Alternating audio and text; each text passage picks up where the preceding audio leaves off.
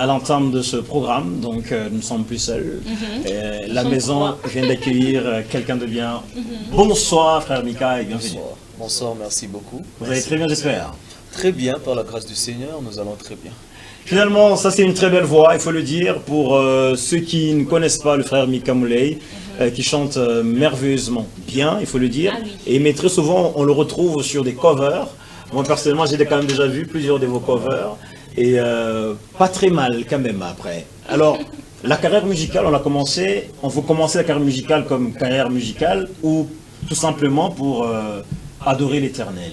Comme une carrière ou juste pour servir l'Éternel?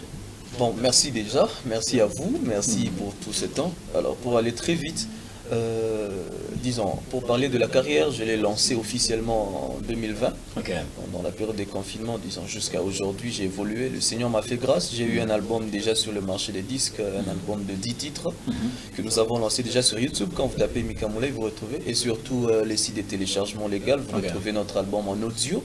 Il y a des clips que nous devions déjà lancer depuis août de cette année. Mais ça freine un peu en rapport avec tout ce que nous avons vécu. Entre parenthèses comme ça, mais d'ici janvier déjà on commence à lancer des clips, donc ça vient comme ça. Mais en rapport avec la carrière musicale, c'est d'abord depuis 2020 officiellement nous avons lancé. Mais c'est pas là que nous avons commencé à chanter. Je suis chrétien, membre des ministères Génération Joël depuis des années, 2010 presque, et voilà, c'est comme ça que nous évoluons. Alors parlons justement de la carrière, parce qu'aujourd'hui, j'aurais quand même des questions à vous poser après. On veut faire la carrière musicale tout simplement parce qu'on s'est dit que j'ai une belle voix, je veux chanter, ou on veut faire justement la carrière musicale parce qu'on veut en faire justement le pain quotidien, comme on le dit. En gros, pour ne pas trop aller en profondeur dans les débats, la carrière, en fait, on ne devait même pas appeler ça comme ça. Pour nous, chrétiens, on ne devait pas appeler ça carrière musicale, on devait appeler ça comme une réponse à l'appel de Dieu. C'est ça. Vous pouvez répondre à l'appel de Dieu en étant à l'église, mais à un certain moment, même en étant dans un autre appel en dehors du ministère de chantre, vous êtes serviteur, pasteur, apôtre et tout, à un certain moment, vous pouvez aller loin, au-delà en fait des frontières, au-delà de vos murs. Et pour aller comme ça, c'est comme ça que pour nous, on appelle carrière. Je sortirai un album, mais à l'église, je ne sais pas avoir des producteurs de l'église, je ne sais pas. Donc en fait, je voudrais faire de ça à la fois. Oui, pas aller directement en faire mon gagne-pain, mais d'abord, premièrement, faire en sorte que je gagne les âmes au-delà de mon confort, de ma zone de confort. Je voudrais aller à l'extérieur, mais c'est ça en fait qu'on généralise en appelant carrière musicale pour un musicien ou pour un artiste gospel ou chrétien. Voilà un peu, c'est pas d'abord le gagne-pain, mais en rapport avec la carrière musicale, c'est d'abord aller chercher les âmes au-delà de sa zone de confort, de sa maison. Moi, je suis membre des ministères Génération Joël, mais comme là, il y a environ 3 semaines ou 4 que je venais d'Ekin, là, je suis parti pour autre chose. Vous voyez, je suis allé à quelques endroits au sud, au Zimbabwe et tout ça, c'était pour aller gagner des âmes. Ça peut peut-être ne pas être rentable, ce n'est pas ça qui vient en premier, mais au-delà de ça, je sais que, en fait. voilà, je dois mettre le carburant, au-delà de ça, j'aurai ça, mais on ne vise pas d'abord ça. C'est pour ça qu'entre parenthèses, j'ai déjà pour clore avec cette réponse, je souhaite et j'encourage les artistes musiciens à ne pas trop compter sur la musique pour gagner. Surtout qu'on est d'abord serviteur. Ça, je parle à des chrétiens. Mais de faire un effort, on a eu à passer sur le banc de l'école, donc travailler. C'est très important pour un artiste musicien, au-delà de lui, même tous les serviteurs, de d'abord travailler. Surtout qu'aujourd'hui, c'est devenu la coutume, quand on voit un musicien, à un certain moment, il devient pasteur. Ah bah oui, c'est devenu... D'ailleurs, on fait la peine de récupérer la question, d'entamer une chose que je voulais prendre, mais je me dis, mais c'est quoi la chose après? Là où le bas blesse, tous les artistes, en fait, deviennent des pasteurs, et puis il y a ces phénomènes. Pour y parvenir, là où le bas blesse, c'est que déjà dès le départ, les gens se mettent en tête qu'il faudrait que je serve Dieu, mais que je gagne. J'étais avec un serviteur qui se plaignait, il dit ça ne va pas, le finance c'est compliqué. J'ai dit qu'est-ce qui ne va pas? Il dit en tout cas, ça ne va pas. J'ai dit c'est parce que tu as fait de ton œuvre, en fait ton église, un gagne-pain. C'est là le problème. Parce qu'on les a appelés, c'est Dieu qui nous les envoie. Mais on ne compte pas sur les offrandes, on ne compte pas sur... Je connais un homme de Dieu très bien que j'aime énormément et qui m'encadre, qui ne touche même pas aux dîmes, aux offrandes. Pourquoi? Parce qu'il travaille déjà, il se rend compte que ce qu'il a déjà, c'est au-delà de ça. Et je vais vous dire une chose, c'est qu'au-delà de ça, lui-même donne la dîme. Ah, c'est très bien. C'est des choses à encourager. Alors, aujourd'hui, pour toucher à votre question, tout le monde, en étant musicien, donne une église ou s'offre, je sais pas, chaud, le risque d'avoir un ministère. C'est une fois quand vous allez à la montagne et qu'il y a 10 personnes qui vous accompagnent, ça devient un ministère, papa. Non mais c'est devenu chaud parce que après, pour ne pas couper, mais Jenny observe très bien, c'est devenu quand même très fréquent aujourd'hui. Je me dis mais qu'est-ce qui ne va pas? On voit des très jeunes aujourd'hui qui commencent, un jeune peut recevoir Jésus-Christ comme Seigneur et Sauveur en 2020. Et en 2022, il devient daddy. Moi, j'ai même rencontré quelqu'un que j'ai connu quand je grandissais. Lui, c'était un homme qui était dans la magie et dans tout ça. Il était encore à l'école secondaire, mais aujourd'hui, il donne sa vie à Christ. Dans moins de 3 jours, il ouvre un ministère. Ah bah non, là c'est un problème. Alors vous voyez, là c'est un sérieux problème. Et pour revenir à la question du pastoral, comment plusieurs musiciens se retrouvent dedans, en réalité, on est sur le verset qui dit « Allez, faites de toutes les nations les disciples ». Ça, c'est Dieu qui veut et c'est Jésus qui en a parlé. Mais le souci, c'est quoi? Ça dépend de comment on comprend les choses. On ne nous a pas demandé d'aller multiplier les églises. En principe, aujourd'hui, si on voit des divisions, même dans l'église catholique, le pape qui s'élève, qui dit on bénit le mariage homosexuel, mais vous voyez l'abbé Blaise qui s'élève en Bougement et qui dit non, pas ça. Vous voyez les Zambiens aussi qui s'opposent. En fait, l'église catholique commence à manifester une certaine division, chose qui est déjà récurrente ici chez nous les protestants.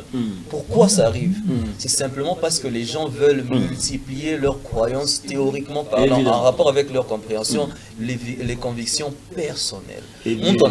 Samino na sai mashiku tonze vola mafula monyana na fulara stengia mumis mumisa toucher la pantalon mumisa on peut boire on peut tout faire mais pas ceci vous voyez ça devient des non mais là c'est quand même assez chaud mais après en fait il y a une chose frère Mika Moulay. Moi personnellement j'ai l'impression que ça décourage même plusieurs personnes aujourd'hui à se dire c'est bon moi je veux être chrétien et ces personnes en fait sont découragées par la vie de ceux qui sont censés justement les amener à être chrétiens. Vous savez, si on a des grandes erreurs jusqu'à aujourd'hui, je ne prends pas ça comme une erreur, je prends ça comme une leçon. Le fait qu'il y a eu plusieurs personnes, des hommes de Dieu qui ont prophétisé sur les élections et c'est pas arrivé, on en parle. En bref, ce genre de choses arrivent parce qu'on a comme un excès de zèle dans l'église aujourd'hui. Vous voyez? Pourquoi? Parce que c'est devenu comme aujourd'hui, comme on a postulé. Il y a plus des candidats que des électeurs. C'est un sérieux problème. Tout le monde veut s'afficher. Bon, ça commence à faire que bien, ça moment ils se rendent compte que je n'ai plus cette constance-là. Alors on est quoi tout pasteur? Mais en fait, ce genre de moment, j'ai l'impression que c'est aussi très bien parce que ça nous permet quelque part de reconnaître les vrais, de reconnaître aussi les vrais. Oui, exactement. C'est une façon de jauger pour voir qui sont les niveaux et qui sont sortis d'eux-mêmes en fait. Parce qu'en réalité, au-delà de tout ça, la Bible nous dit il y a des frais. Vous voyez, lorsqu'un homme de Dieu, un prophète s'est manifesté pour dire si je ne prophétise pas et tout, Dieu sort pour lui dire il y a encore 1000 que je me suis réservé. Pour vous dire que plusieurs, il y en a plusieurs. Et aussi la Bible dit dans Joël chapitre 2 le verset 28, dans les derniers temps je ferai, je manifesterai mon esprit sur toute chair. Vos fils, vos filles prophétiseront même sur vos vieilles gens. Donc allez-y comprendre que c'est de la volonté de Dieu que dans ces derniers temps qu'il y ait plus des prophètes. Moi je suis membre de la génération Joël et aujourd'hui quand on parle des prophètes on voit plus la génération Joël. C'est une façon de vous dire que nous on vit ces choses. Moi je suis venu à la génération Joël parce qu'une petite fille de 7 ans allait à l'école mais en cours de route elle me voit, elle prophétise sur moi. Elle parle de moi, elle me dit des choses, elle m'appelle par mon nom, elle ne m'a jamais vu.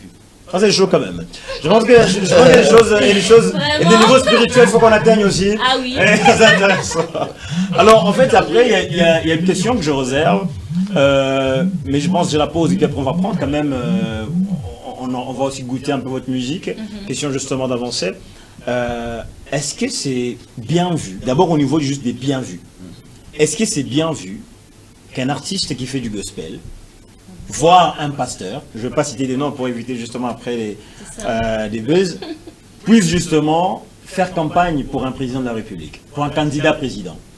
Je veux vous reposer la question autrement, ou je réponds à la question en vous donnant une petite réflexion. Est-ce que c'est bien lorsque c'est l'anniversaire de votre femme de chanter joyeux anniversaire? Évidemment, c'est pas mal. Non, mais c'est pas mal. Vous avez un enfant qui vient de naître, est-ce que c'est mal de chanter pour lui? Vous avez un enfant ou une personne de la famille qui vient d'avoir, de réussir, je ne sais pas comment. C'est juste une façon de vous dire quoi. Ne diabolisons pas les choses. Il y a la musique qu'on appelle musique chrétienne ou musique religieuse. Il y a la musique que plusieurs appellent profane et tout ça. Mais il y a aussi des musiques émotionnelles, sentimentales, événementielles. Je peux composer un chant de joyeux anniversaire. Mike Kalamba, il a fait. On a voulu le lapider. Mais la vérité, c'est quoi? Même Jésus, je crois très bien qu'à un certain moment avec ses disciples, quand c'est l'anniversaire de Pierre, il pouvait chanter joyeux anniversaire. Qui a composé joyeux anniversaire? Non, il n'y a pas de problème. Vous voyez, là, j'essaye de vaquer rapidement avec des petits exemples comme ça pour vous dire que c'est normal qu'aujourd'hui j'aille mon frère. De la même manière que Mimi a postulé, là aussi quelqu'un fait un chant juste pour faire ma campagne. Je fais, mais ça c'est la mise en pratique du don. Mais le problème c'est quoi? Là où le problème va jusqu'à toucher à la moralité ou même à souiller le spirituel, c'est lorsqu'on veut maintenant faire ce qu'on appelle le Nikolaos, donc vénérer l'humain. Ça veut dire, aujourd'hui là vous dites, par exemple, comme on chantait pour Mobutu, c'est Kodong. Aujourd'hui, moi je travaille à la Kenya. Aujourd'hui là, quand vous rencontrez un homme de la Kenya et tout, j'ai vraiment des amis là, comme je travaille là. Il y a des gens qui disent, il y a un terme qui disent pas canoué, pas canoué. Donc aujourd'hui, on essaie de vous dire, en tout cas, aujourd'hui, on dit plus boss. Là, on a manager. Donc, vous voyez un peu. On veut vous faire croire que, en tout cas, vous vivrez longtemps. Il y a que vous, on vous vénère en fait. C'est ça qu'il faut casser. C'est possible de mener une campagne sans vouloir se diviniser. Sans vouloir être vénéré, c'est possible. Et en réalité, certaines limites et là, voilà. Et en réalité, on ne peut pas vaincre ou on ne peut pas gagner aux élections ou au municipal jusqu'au national simplement parce qu'on a chanté. Il y a des gens qui n'ont même pas fait d'affiche, mais par le simple fait qu'on sait que c'est des bonnes personnes, on a voté sur eux. Je conclue en disant, c'est normal qu'un artiste musicien fasse un chant gospel, mais un conseil. Pour mesure de précaution de sécurité, c'est mieux de chanter sans s'afficher. Important, merci. On avance en tout cas, il y a de la matière ce soir. Monsieur Gédab, merci à tous et à chacun de partout où vous nous consommez. Nous sommes les plus heureux de vous savoir de la partie et bien de choses à partager. Notamment, nous allons revenir dans ce grand programme sur la marche qui, bien évidemment, a été interrompue de l'ESID. Il s'agit ici justement du parti politique de l'opposant Martin Fayoulou. Et ben voilà, la police est vraiment intercalée. C'était très chaud. Et vous verrez justement en image Martin Fayoulou parler et bien évidemment quelques partisans. C'était hyper chaud. Nous reviendrons justement sur sa question de glisser quelques petits mots en passant. Et sans pour autant oublier, c'est 31, ça sera bien évidemment la proclamation de résultats par rapport aux élections présidentielles, les députés nationaux et bien évidemment tout ce qui a été fait jusque-là. C'est ce 31 décembre, monsieur Gédam, un jour tant attendu et certainement c'est un soir. Donc nous attendons ça impatiemment et nous espérons qu'il n'y aura pas trop de problèmes, pas trop de désordre et surtout pas des sangs coulés. Nous allons prendre, monsieur Gédam, à présent l'un de vos concerts où vous avez certainement participé, où vous avez chanté. Et question évidemment de voir ce que vous faites déjà.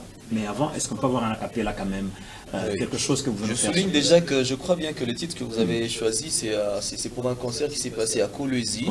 Dieu nous a fait grâce de circuler quand même dans quelques villes et nous prestons comme ça. Cette année, nous avons raté à cause de quelques événements qui nous sont arrivés, mais je pense que l'année prochaine, déjà en janvier, on aura une action, mais régulièrement, c'est comme ça. Et aussi une deuxième précision, c'est que comme je disais, nous avons un album nommé Christ là, Christ loué et adoré. C'est aussi le nom de l'équipe qui m'accompagne, le nom du premier volet de mon album, mais le nom aussi de toutes les actions. Donc Dieu nous a résumé comme ça en louange et adoration. Donc Christ loué et adoré, c'est ça l'objectif de notre appel. Donc voilà, comme vous écouterez le chant-ci, tiens-moi la main, je désire partir avec toi pour un nouveau sourire, au nouveau jardin de mes souvenirs, portant des fleurs qui ne peuvent mourir, un jardin dont les plantes ne cessent de fleurir, aux couleurs qui ne peuvent que me faire plaisir. C'est là que moi je désire partir, et tout c'est là pour ton sourire. Alors merci, on applaudit très fort. Très bien, en tout cas, très belle voix. Merci pour ça. Nous allons prendre, monsieur Gédam, ces concerts, question de vous partager le plus de bonheur et le plus de plaisir. Et derrière, on se retrouve pour prendre autre chose, pratiquement d'ici là. Regardez.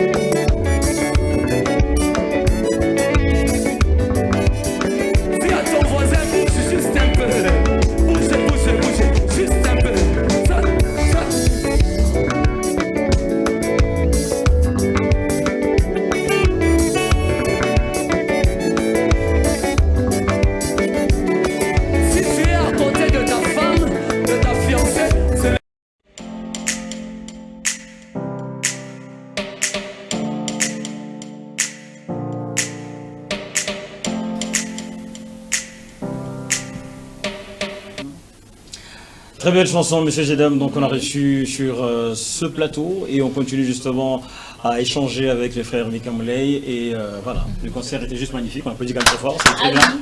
Merci beaucoup pour ça.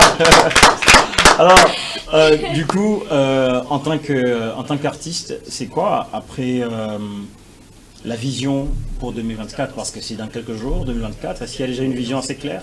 Oui, par rapport à la musique. Déjà que 2023 a raté en tout cas à 80% en rapport avec tout ce que nous avons vécu, je ne voudrais pas trop revenir. Je crois qu'il y a plusieurs déjà qui voient le visage. On est passé par beaucoup de choses. Mais après, on a fini par croire que c'était une école. Et bien, avec tout ce qu'on a appris, on voudrait déjà se lancer en 2024. Le Seigneur nous a mis sur déjà une pensée. Je pense en janvier, si pas le mois de janvier, en février, on aura déjà une action avec laquelle on va démarrer. Donc ça sera déjà des actions d'adoration comme ça. Mais je précise que au courant de cette année, on aura plus de production en tout cas. Mais les productions, ça sera plus de temps où nous adorons, nous louons le Seigneur sur tout ça, sur tout ça. Mais je précise aussi que chaque année en principe, sauf cette année 2023, depuis l'année 2020, chaque année, nous faisons un concert Christ là. Christ loué et adoré. En 2021, ça a été à Rama. Nous avons fait ça à Rama. En 2022, nous avons fait cette action à Kolwezi. C'est le concert que vous venez de voir. Et cette année, ça devait se passer ici à Hypnose, mais ça a raté. Je crois très bien que l'année 2024, si le partenariat que nous avons répond favorablement, peu importe, nous aurons quand même cette action. Mais quand même mensuellement, disons après chaque 2 mois, nous aurons régulièrement des actions en nous réunissant. Évidemment, sans pour autant toucher à quoi que ce soit, on ne va pas toucher tout ça, mais on vous a vu quand même passer des moments très difficiles après pour 2023, mais ce qui est intéressant, c'est qu'on a vu des gens sur différents réseaux, TikTok et tout ça, vous soutenir, et on a vu quand même que les gens ont vraiment un amour, des fois on ne s'écrit pas, mais après, les gens savent quand même vous soutenir après, vous départ des messages et tout ça. Exact. C'est depuis le 14 août que j'ai traversé cette tragédie, mais gloire à Dieu. Merci de m'en rappeler. Je profite de l'occasion pour dire merci aux frères et sœurs, des amis, même des profanes, des païens et tout ça. En tout cas, je profite de le dire clairement. Je finis par accepter et croire qu'on n'est pas que frères et sœurs entre chrétiens. Même les profanes, même des personnes qu'on appelle profanes et qu'on rejette, c'est des personnes qui ont du cœur. C'est des personnes qui vous aiment. J'ai vu des personnes faire mieux, mais ce n'est même pas des personnes avec qui je prie. Je viens de dire merci au gouvernement qui s'est même impliqué dedans, parce que jusqu'à présent, ma sécurité a encore secoué. Je traverse des moments très compliqués. J'ai vu des églises donner des sujets de prière. On ne connaît pas ce frère, mais prions pour ce qu'il a vécu. En tout cas, je dis merci à tous les serviteurs, les frères et sœurs, les membres de ma famille, ma belle famille aussi jusqu'à présent. Et en tout cas, tout ce que j'ai vécu, je voudrais dire merci. Et je vous rassure qu'il m'est parvenu à un certain moment de demander à Dieu de me prendre aussi. Pourquoi? Parce que c'était plus fort que moi. C'est des choses inimaginables. Alors, sur Maplet, vous en parlez, et il y a des gens qui ne savent pas de quoi il s'agit. Et c'était combien de temps déjà? C'était combien de temps après votre mariage? 44 jours. 44 jours après le mariage, frère Mika Moulay. D'ailleurs, il ne voulait même pas en parler, et j'ai essayé de glisser un tout petit peu. Et 44 jours après le mariage, il a perdu sa femme. Et ce n'est vraiment pas du tout facile, messieurs et dames. Et surtout quand vous êtes dans une action pour aller adorer l'Éternel, et puis en retour, la situation arrive. Mais moi, j'aimerais quand même, en fait, que vous puissiez glisser un message. Le message, en fait, c'est quoi, en fait, quand on est chrétien? On est chrétien, on adore l'Éternel, on travaille pour lui, et puis bim, il y a ce genre de malheur qui nous arrive. Est-ce que ça ne nous décourage pas de continuer justement à prier ces dieux? On se dit, mais finalement, qu'est-ce qui se passe? Nous, on est là, on te prie. On est là, en fait, on fait tout ce qu'il faut, tout ce que tu nous demandes. Mais après, tu prends un être très cher de ma vie, en fait. Jusqu'à aujourd'hui, quand je reviens en moi-même, humainement parlant, j'ai cette douleur. En tout cas, je ne fais pas 3 jours sans voir mes larmes. Vous voyez, jusqu'à présent, quand j'essaie de m'efforcer, de me tenir debout, ça boite encore. Bref, pour répondre à votre question, c'est en étant proche de Dieu, en revenant dans la Bible, que je me rends compte que la Bible a raison de dire « Je connais les projets que j'ai formés pour vous, des projets de bonheur ». Mais bizarrement, nous chrétiens, quand on sert déjà Dieu, on se dit « Mais ces projets de bonheur, comment dedans il y a aussi des malheurs qui frappent comme ça ?» Mais bizarrement, la Bible dit aussi que le malheur atteint souvent le juste. Mais quand je reviens, je me dis « Seigneur, je t'ai servi ». Il y a des vidéos qui circulaient où je pleurais, je disais à Dieu « Seigneur, qu'est-ce que j'ai fait de mal ?» Je n'ai pas choisi ma femme. Dieu me l'a montré. C'est des choses qui arrivent rarement. J'ai dit à Dieu, mais qu'est-ce qui s'est passé? Vous voyez. Mais quand je reviens et que je lis que le malheur atteint souvent le juste, je veux comprendre, je dis, pourquoi le malheur atteint souvent le juste? Mais je vous dis vrai, tout ce qu'on a vécu ici sur terre n'a jamais été au-delà de la souffrance qu'a vécu Job. Mais quand vous retournez dans la Bible, vous voyez que Dieu l'a restauré. Donc j'ai la foi que Dieu peut me restaurer. Au-delà de tout ça, Jésus lui-même, ici sur terre, il est mort d'une souffrance que personne n'a pu voir. Qui a pu aujourd'hui transpirer de la sueur, du stress, au point où à la place de la sueur, le sang est sorti? Jésus a vécu ces choses. Jésus, le Fils de Dieu, est parvenu à dire, épargne de moi cette coupe. Moi aussi, si je savais que je pouvais passer par là, si je savais que c'était ma croix, j'ai envie de le dire comme ça, j'allais demander à Dieu de m'épargner.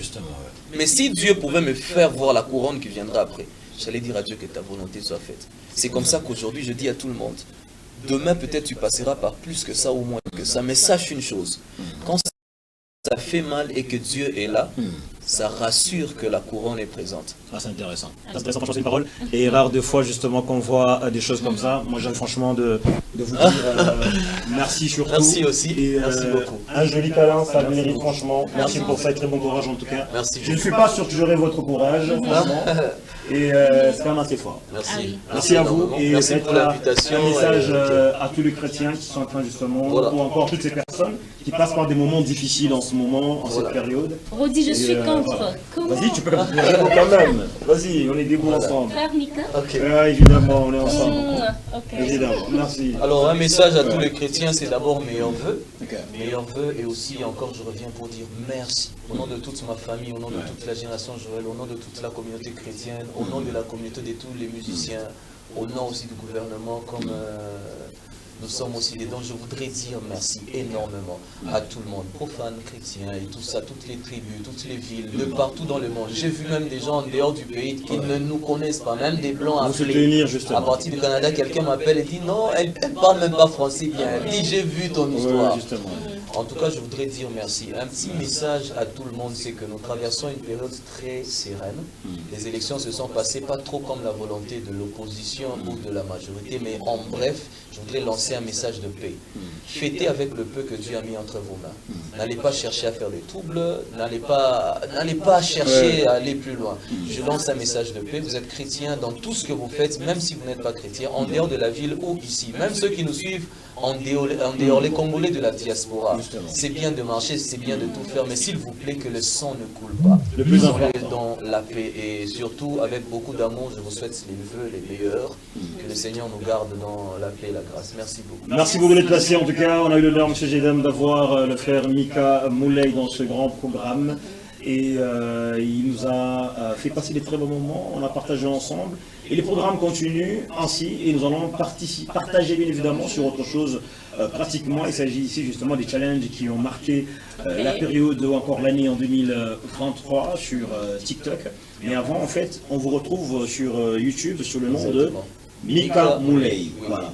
Mika M-I-C-A. M-I-C-A, espace M-U-L-E-Y. M-U-L-E-Y. Mika Moulay, vous nous retrouvez partout. TikTok, sur Insta, YouTube, Facebook. Allez-y déjà, abonnez-vous sur ces différents comptes. YouTube, TikTok, Instagram, Mika Moulay, donc M-I-C-A. Et bien voilà. Au besoin, ceux qui veulent nous avoir particulièrement sur un compte Gmail, Mika Moulay 1.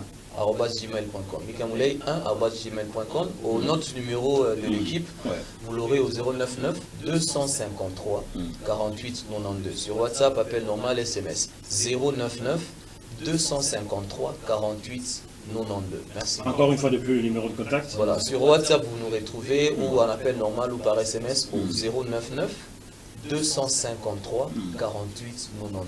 Parfait. Voilà, merci beaucoup. Merci. Alors on va y aller, JD, avec les challenges qui ont le plus marqué l'année 2023. Il y en a eu beaucoup. Mais quand même, on s'est dit, on va prendre quand même quelques-uns simplement et on en prend 4.